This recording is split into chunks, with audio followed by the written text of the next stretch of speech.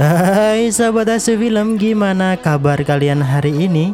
Semoga tetap oke. Yang lagi sakit hati semoga lekas sembuh, dan yang lagi kekosongan hati segera terisi ya. Agar hidup tetap enjoy, jangan lupa bersyukur dan tetap full senyum di sepanjang hari. Oke, pada episode kali ini Mimin akan ngebahas sebuah film seru bergenre fantasi action yang merupakan sequel lanjutan dari judul yang sama. Buat kalian yang belum nonton part sebelumnya bisa cek di deskripsi video kali ini. Ya adalah bagaimana kisah perjalanan dan endingnya. Untuk itu tak usah berlama-lama, langsung saja siapin kopi udutnya dan sama-sama 1, 2, 3 semongko.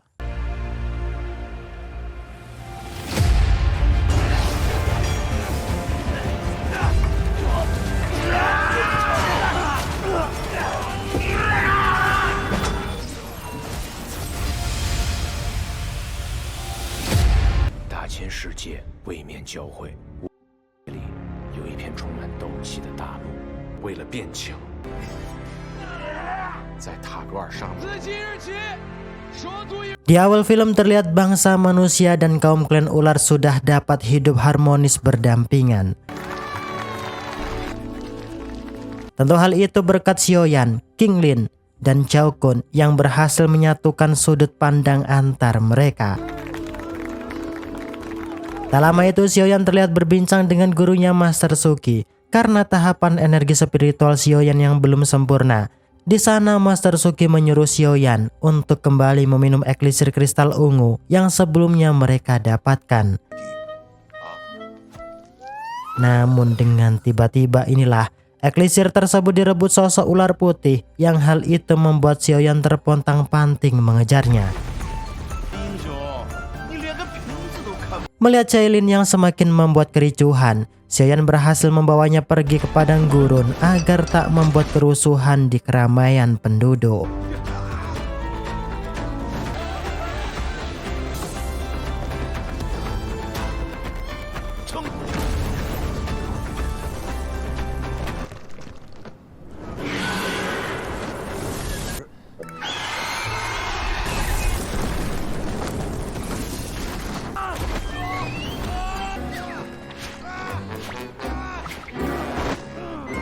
Akibat mengeluarkan jurus asal-asalan, telah jurus itu malah membuat Xiaoyan celaka sendiri. Nah, dari kejauhan inilah mereka diintai salah satu master tua yang memiliki kekuatan spiritual yang cukup mumpuni. Ia bernama Dong Bao. Singkat cerita, malam harinya di camp peristirahatan, terlihat Xiaoyan kembali menerima ocehan dari kedua kakaknya. Sebab dari awal mereka tetap menganggap Xiaoyan lemah.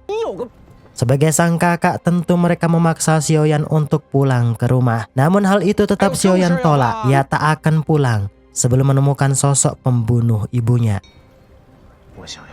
Bahkan ia mengungkapkan hidupnya tak akan tenang dan dihantui rasa salah jika belum bisa membalaskan dendam kematian sang ibu.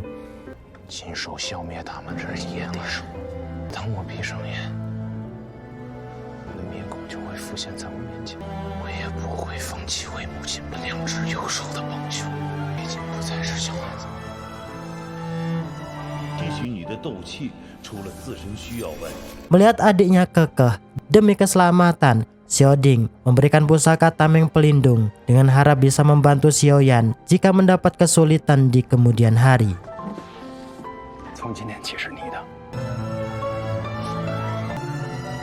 Sedangkan di sisi lain terlihat King Lin berusaha menetralkan darah iblis yang masih berada di dalam tubuh Chao Kun. Sebab pada dasarnya Chao Kun merupakan klan serigala liar. Jika tindakan King Lin ini gagal, maka Chao Kun akan berubah menjadi bentuk aslinya yang haus akan darah. Di sana King Lin juga ngomongin Chao Kun untuk bisa melupakan dendam lamanya. Karena merasa tertolong di hadapan King Lin, Chao Kun berjanji akan melindungi dan membalaskan kebaikan tersebut padanya. Namun setelah pergi hendak istirahat, King Lin terkejut menerawang masa depan Chao Kun. Dalam penglihatannya, dengan jelas Cao Kun menusuk dan ingin menghabisi nyawa Xiaoyan. Karena tak memiliki kelebihan yang tak bisa dimiliki oleh kebanyakan orang, klan jahat tentu memburu King Lin untuk ia ambil matanya. Sedangkan di sisi lain, terlihat Xiaoyan berusaha berlatih untuk bisa mengendalikan api lotus hijau yang berada di dalam tubuhnya. Sebagai guru, Master Suki selalu memberi arahan agar Xiaoyan dapat dengan hati-hati mengendalikan api lotus hijau tersebut. Jika tidak, akan berakibat fatal pada dirinya sendiri. Master Suki juga menambahkan, ia berkata jika dirinya tak mungkin bisa membantu Xiaoyan terus-menerus. Xiaoyan tentu harus bisa belajar mengandalkan diri sendiri. Sedangkan di pojokan samping kedai Mbok Darmi, terlihat hubungan King Lin dan Cao Kun semakin dekat. Di sana King Lin tak henti-hentinya memberi wejangan agar Cao Kun benar-benar bisa melepaskan dendam lamanya. Di sana King Lin juga percaya jika Cao Kun merupakan pemuda baik yang tak punya rasa benci.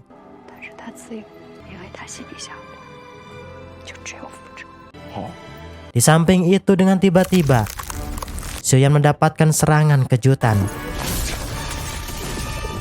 Master Suki menduga jika serangan tersebut berasal dari bukan sembarang orang.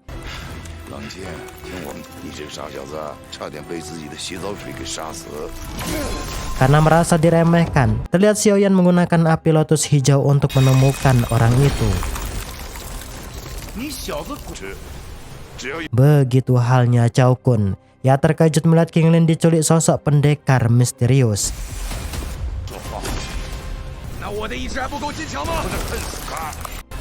Karena perbedaan level, tentu saja Xiaoyan kewalahan melawan kesaktian pendekar tersebut. Sebab spiritualnya sudah di tahap level sempurna berelemen air. Di fase inilah, untungnya Xiaoyan melesatkan Cailin agar meminum elisir kristal ungu miliknya. Begitu halnya Cao Kun. Bila dirinya kewalahan menghentikan aksi pendekar jubah hitam tersebut. Singkat cerita, pagi harinya Cao Kun berkata memberitahu Xiaoyan bahwa penculik King Lin memiliki 6 tangan. Karena sama-sama tak ingin terjadi hal buruk, tentu saja mereka berusaha melacak mencari titik terang penculik tersebut. Dan benar saja, dengan petunjuk Master Suki, Xiaoyan terlihat menemui Pak Tua penjual peta yang ternyata bukan manusia sembarangan. Hal itu diungkapkan sebab Pak Tua itu mampu mengubah setetes air menjadi gunung es yang dikategorikan manusia langka di muka bumi. Atas dasar petunjuk itu, terlihat Xiaoyan belak-belakan ngelabrak Pak Tua tersebut yang dulunya merupakan kaisar es terhebat di benua Jiama. Sampai sini, tentu ia belum mau ngaku jika dirinya ialah kaisar es tertampan di benua Jiama. Karena demi Cailin, akhirnya Pak Tua ini berkata jujur jika dirinya ialah kaisar Jiama yang bernama Dong Bao. Karena memiliki misi lain, tentu saja Dong Bao tahu betul siapa yang menculik King Lin, yang tak lain ialah pemimpin kota Chaiyan yang bernama Mo Cheng. Di sini kita juga diberitahu, Mo Cheng juga merupakan penanggung jawab sekte Yunlan yang dulu juga terlibat dalam pembunuhan ibu Xiaoyan. Dong Bao juga mengatakan jika Mo Cheng memiliki kemampuan hebat, ia berbakat mengambil organ orang lain yang memiliki kemampuan unik yang ia gunakan untuk meningkatkan keterampilannya. Tentu saja di sini Dong Bao menduga jika King Lin sudah lama diincar untuk diambil salah satu organnya. Tak hanya itu, Pak Tua ini juga menambahkan bahwa dulu suku ular juga sering diperdagangkan bebas di pasar gelap oleh Mo Cheng. Mendengar hal itu, karena tak punya waktu lama, Xiaoyan dan Cao Kun akhirnya bertindak pergi menuju kota Chaiyan. Namun sejauh perjalanan, terlihat mereka tak sampai-sampai di kota Chaiyan. Dalam kondisi putus asa inilah, untungnya Dong Bao datang sambil membawakan pesawat lintas darat buatannya. Di sini Gon Bao juga bercerita hubungannya dengan Cailin dahulu, yang saat itu energi spiritualnya sudah mencapai titik kesempurnaan. Di pertemuan yang singkat itu, Dong Bao mengakui jika Cailin merupakan satu-satunya ahli terbaik yang berasal dari suku ular. Entah karena motif apa, mereka dulu saling adu mekanik untuk membuktikan siapa yang terhebat. Karena sama-sama punya rasa cinta, Dongbao menahan serangan pamungkasnya, yang hal itu ngebuat dirinya mengalami luka parah yang bahkan mengakibatkan energi spiritualnya terkunci. Singkat cerita, akhirnya mereka pun sampai di kota Chaiyan. Kota ini juga dijuluki sebagai kota neraka yang tak sepi dengan hiburan. Bahkan di sana Xiaoyan sempat dibuat geram di saat melihat perempuan dari klan ular diperlakukan tak baik. Cao Kun yang tak ingin berlama-lama demi menyelamatkan dan menemukan King Lin, telah ia mulai menerobos masuk markas besar Mojang yang berbahaya serta ketat penuh keamanan.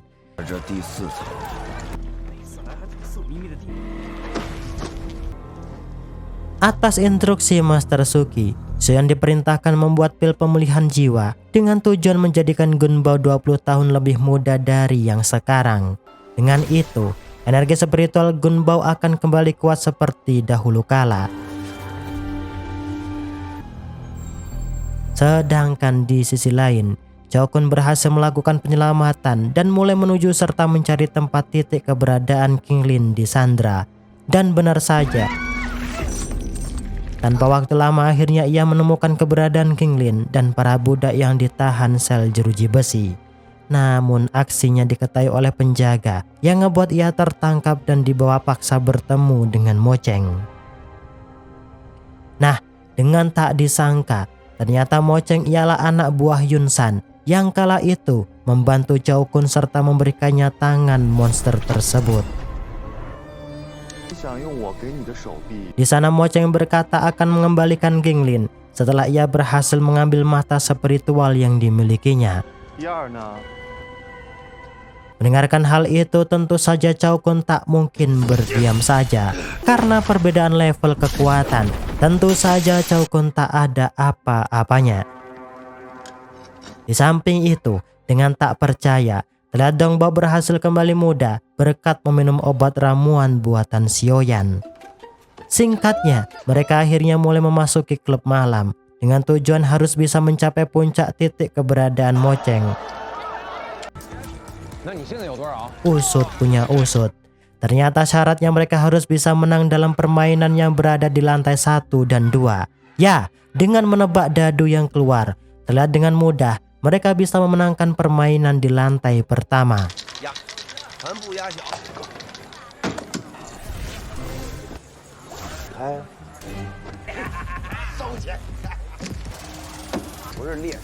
Sedangkan di lantai 2 mereka harus menang bertanding lawa balap dengan menggunakan tenaga spiritual.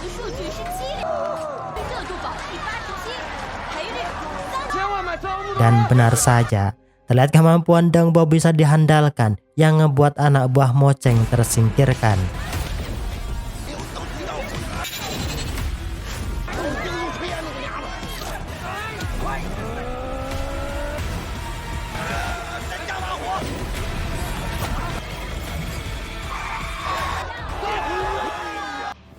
Sedangkan di jalur rahasia, Cao Kun juga berhasil menyingkirkan anak buah Mojang dengan kemampuan yang selama ini masih ia sembunyikan.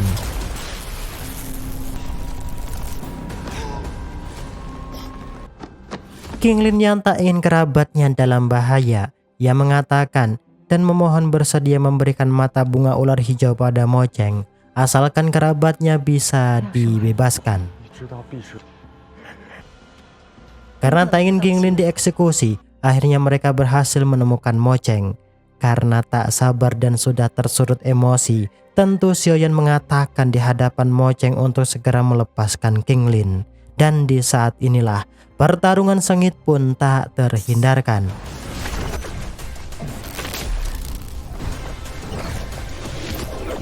Meski 3 versus 1, hal itu tak ngebuat Mojang kalah, yang justru mereka lah yang dibuat tak berdaya.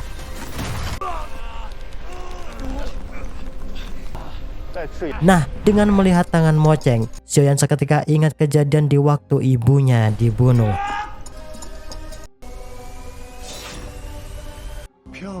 Dengan siasat yang matang inilah, Cailin akhirnya berubah menjadi raksasa menyerang Mo-Cheng dengan brutal.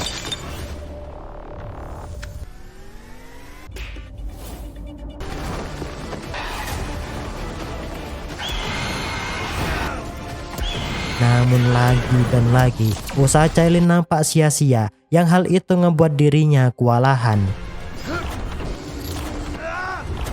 Karena amarah yang tak lagi terbendung inilah, Xiaoyan akhirnya mengeluarkan jurus pamungkasnya yang belum sepenuhnya dapat ia kendalikan. Namun berkat keyakinan yang besar, terlihat Mo-Cheng dapat ia tumbangkan dengan mudah.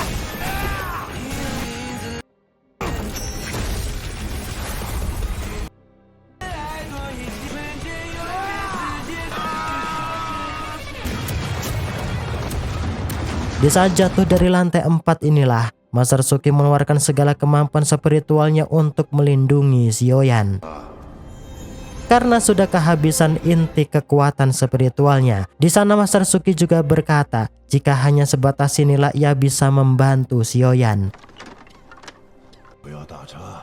Di perjalanan selanjutnya, Xiaoyan harus lebih mandiri berlatih sebab misinya belumlah selesai. 摘的弟子陨落，我不断吸取你的自身需要外，还有你注定有更曲折的。我跟你一样渴望，你只能靠你自己。我错了，老师。我不是东西，我是。 Dalam keadaan tertimbun inilah dan menyangka Mo-Cheng sudahlah binasa. Nyatanya Mo-Cheng masihlah hidup, yang tanpa pikir lama mereka menyatukan kekuatan untuk menumbangkannya.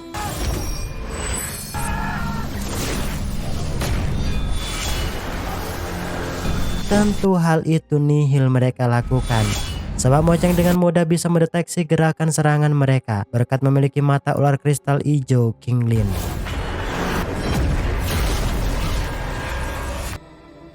Untuk menjebak Mo-Cheng, Cao Kun sengaja membuat siasat dengan sengaja menikam Xiaoyan agar ilmu budidaya di dalam tubuh Xiaoyan meningkat dengan pesat.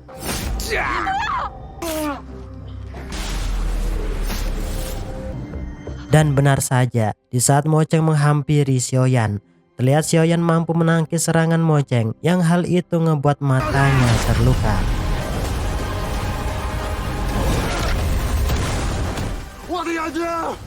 Dalam mode terdesak inilah, Mo-Cheng menunjukkan plakat Sekte Yunlan sebagai geretakan agar Xiaoyan dapat melepaskannya.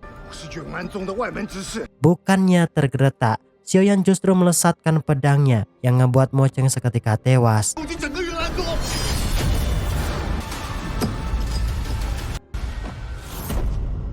Di sini, Cao Kun juga berhasil menemukan salah satu bawahan Mo-Cheng. Ia berkata dan meminta untuk mengambil salah satu matanya untuk Nonakin. Di samping itu, Dang Bao berkata jika ia akan ikut bersama Xiaoyan pergi menuju Sekte Yunlan dengan harap Cailin dapat ingat akan masa lalunya.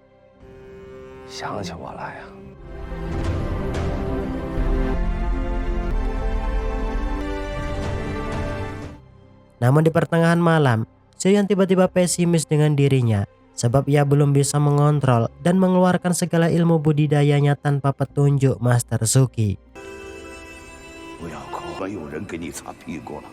Dari perjalanan yang panjang, akhirnya mereka berhasil sampai di titik keberadaan Sekte Yunlan. Kedatangan Xiaoyan awalnya disambut hangat oleh tetua Ge yang sebelumnya mereka pernah bertemu. Namun dari atas, tiba-tiba Xiaoyan dicemooh oleh salah satu wanita yang tak lain Nona Nalan. 纳兰小姐，不要自作多情。打退堂鼓你就出婚约，我让你走下，休书我不是已经给你了？你又不是第一次做。话没说完。Karena membuat kegaduhan dan dinilai melanggar kode etik perguruan.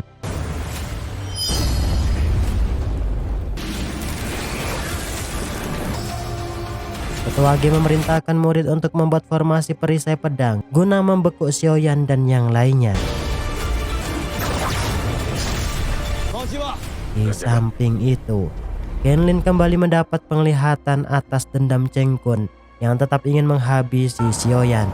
Di sana Nona Qin hanya bisa menasihati Cheng Kun untuk bisa mengendalikan diri dan melupakan dendam lamanya. 放心，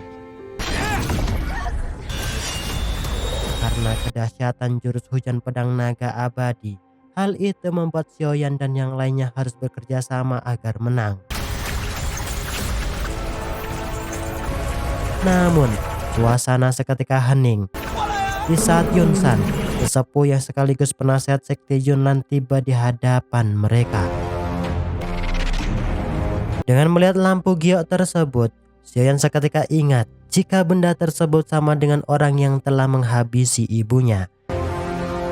Tanpa pikir panjang dan matang inilah Xiaoyan melesatkan serangan yang hal itu ngebuat dirinya dan para temannya tertangkap. 你还是个废物。 Dengan mendengar ungkapan sesepuh Yunsan, membuat tetua sekte Yunlan yang bernama Yunzie curiga. Ia menduga jika gurunya ini memiliki rencana lain. Di bawah sel tahanan, terlihat Xiaoyan dihukum mendapat siksaan oleh tetua Ge. Di samping itu, ia juga diinterogasi atas alasan membunuh Mo Cheng dan menyerang guru besarnya. 如果拷问你的人要袭击我宗， Tentu Xiaoyan tak menjawab atau berkata apapun di hadapan tetua Ge. Di sini Xiaoyan hanya pasrah serta menyesali perbuatannya karena terlalu gegabah dalam 这位继 bertindak. 母就是不够聪明。 Di sisi lain Chen Kun ditemui oleh Yunsan. Ia kembali membakar dendam Chen Kun dengan berkata bahwa orang yang engkau cari sudah berada di tangannya. 仇人就你别忘了你的父 Dalam 亲。 kondisi yang sudah lemah inilah, Yunzie datang memberi perintah pada tetua Ge untuk melepaskan Xiaoyan. Meski Yunzie merupakan tetua sekte, tetua Ge tak berani melepaskan Xiaoyan sebab ia disuruh guru besar Yunsan untuk menghukum Xiaoyan. 打扰师尊的修行吗？ Atas dasar balas budi, di sana Yunzie berusaha menolong Xiaoyan dan kerabatnya untuk bisa keluar dari perguruan. 的时候来救你的，不是来跟你吵架的。你已经要刺中我师傅的。 Disinilah Xiaoyan juga baru tahu jika Yunsan ialah gurunya Yunzie yang sangat dihormati di dalam sekte. Begitu juga Yunzie yang merupakan murid kesayangannya. Karena tak ada waktu banyak demi menyelamatkan mereka dari kejaran para murid, Yunzie membawa mereka di altar rahasia yang merupakan tempat terlarang dan terpenting di sekte Yunlan. Namun dengan tak disangka, murid sekte juga ikut masuk di tempat tersebut, yang hal itu membuat Yunzie marah pada mereka semua. Di sini Yunzie menyuruh Xiaoyan dan yang lainnya untuk segera pergi melalui area sudut hitam agar sampai dengan selamat di Akademi Jianan. Hal itu Yunzie ungkapkan karena sekte Yunlan tak akan membiarkan Xiaoyan hidup atas kematian Mo Cheng di tangannya. 大会好， Karena belum pernah melalui jalan tersebut, tentu saja membuat Xiaoyan dan yang lainnya terkejut akan medan jalan yang mereka lalui. Hingga bahkan mereka terperosot masuk jurang akibat jembatan yang mereka lewati ambrol. Singkat cerita, malam harinya Dong Bao membuka peta Akademi Jianan. Ia memberitahu mereka semua bahwa untuk sampai di akademi tersebut tidaklah mudah, sebab mereka harus melewati area sudut hitam yang juga banyak bandit gurun dan para perampok yang memiliki energi juang cukup mumpuni. Hal itu tentu harus mereka waspadai, sebab saat ini energi juang Xiaoyan dan yang lainnya telah tersegel. Ditambah lagi, mereka harus bisa menemukan monyet kaki besi, si kembar saudara, agar tujuan mereka cepat sampai di Akademi Jianan. 背叛你蓝宗， Sedangkan di sisi lain terlihat Yunzie diikat rantai sampai sekujur badannya membeku atas tindakannya yang dinilai mengkhianati sekte. Ditambah, guru besar yang katanya sangat sayang padanya juga bohong, yang bahkan Yunzie juga mendapat ancaman gurunya untuk tak ikut campur tangan masalah Xiaoyan. 你是我 师傅， Di samping itu, tetua Ge mendapat titah. Ia diperintah untuk memburu Xiaoyan. Namun targetnya bukanlah Xiaoyan, melainkan ia harus bisa membunuh King Lin, si budak suku ular. Tak hanya itu, ia juga diberi pecahan kaca untuk bisa menemui seorang bernama Heng Feng di sudut hitam. Karena kehebatan spiritualnya yang di atas rata-rata, Yun San dengan mudahnya memantau Xiaoyan dan kerabatnya. Bahkan dengan jelas, ia bisa mendengar ungkapan Xiaoyan yang berambisi tinggi untuk membunuhnya. Tak lama dari itu, mereka pun sampai di pasar sudut gelap yang ternyata tak segelap seperti yang dikira. Di samping itu, nampak Cao Kun disukai bude-bude genit yang selalu menatapnya dengan penuh ratapan. Di sini Xiaoyan juga mencari rempahan untuk ia jadikan obat guna menjebol segel energi juangnya. Demi hal itu, mereka masuk ke altar pelelangan untuk mendapatkan ekor tikus api dan gigi naga beracun. Namun usut punya usut, Nona Nalan juga datang di sana dengan maksud menodong Xiaoyan terkait hubungannya dengan Yun Zie gurunya. Dalam perseteruan inilah, tiba-tiba mereka lari berhamburan melihat keberingasan bandit gurun sudut hitam.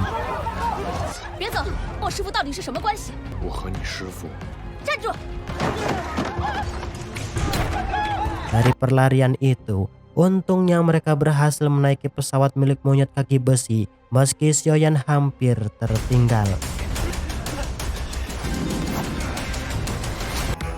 Sedangkan di sisi lain, Tetua Ge akhirnya jumpa dengan Hang Feng yang merupakan raja obat terkenal di sudut hitam. Tetua Ge kemudian mengatakan maksud sambil menunjukkan pecahan kaca pada Hang Feng agar bisa membantu meringkus targetnya yang saat ini berada di pesawat monyet kaki besi. Karena tak bisa menolak, Hang Feng memanggil bala pasukannya si cakar hitam kematian untuk mendapatkan orang yang dimaksud.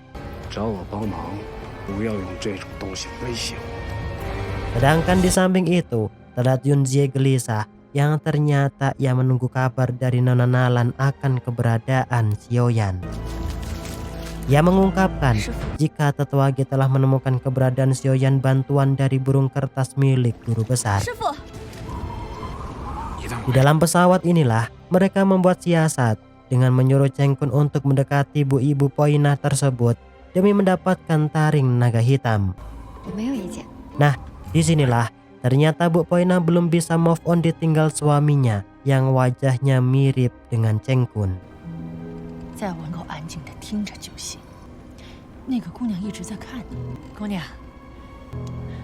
Di samping itu, Dang Bao juga berhasil mendapatkan ekor tikus api dengan trik recehnya. Atas keributan itulah membuat pemilik kapal turun tangan nyeneni mereka semua. Dan secara bersamaan anak buah Hang Feng berhasil menyusul pesawat tersebut sambil melesatkan panah serangan. Dalam mode kepepet inilah, Xiaoyan membelah pesawat tersebut demi menyelamatkan sebagian penduduk.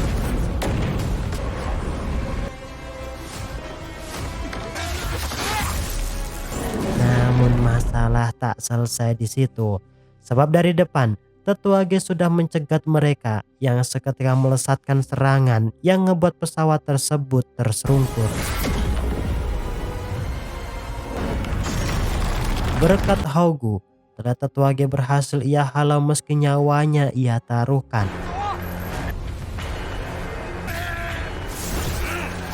Karena tak ada pilihan lain, akhirnya mereka menyatukan kekuatan untuk melawan Tetua Ge.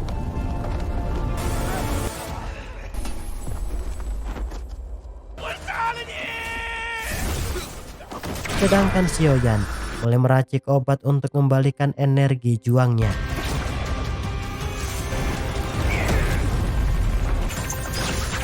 Demi Xiaoyan, terlihat semua dibuat tak berdaya oleh Tetua Ge.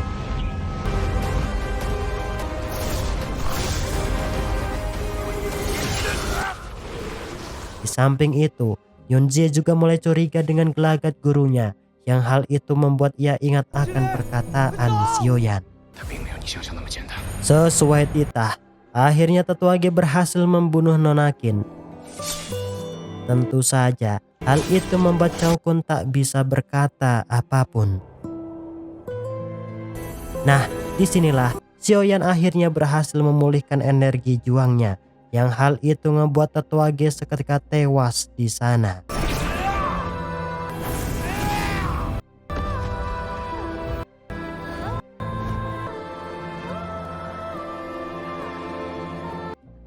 Di waktu yang hampir bersamaan, mereka juga ditemukan oleh pasukan elit Akademi Jianan yang membuat mereka selamat dari kejaran pasukan Heng Feng. Dengan melihat kekuatan api ajaib, Heng Feng akhirnya mengetahui jika Xiaoyan merupakan orang yang selama ini ia cari. Hingga pada akhirnya, hal yang tak pernah diduga-duga pun terjadi, yaitu film pun bersambung.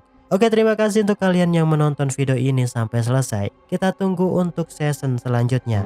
Bye bye. 因为我是为了保护